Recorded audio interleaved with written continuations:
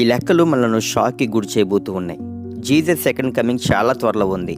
ఆదాము దగ్గర నుండి అబ్రహాము వరకు 2000 సంవత్సరములు, అబ్రహాము దగ్గర నుండి ఏసే వరకు 2000 సంవత్సరములు, ఏసే దగ్గర నుండి మన తరం వరకు 2000 సంవత్సరముల పైనే, అంటే మొత్తం 6000 సంవత్సరములు.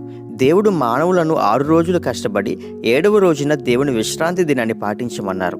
6 రోజులు 6000 సంవత్సరాలు అనుకోవచ్చు. అది ఎలా అంటే 2 పేతురు 3వ అధ్యాయం 8వ వచనంలో ప్రభు దృష్టికి ఒక దినము 1000 సంవత్సరముల వలె ఉన్నవి.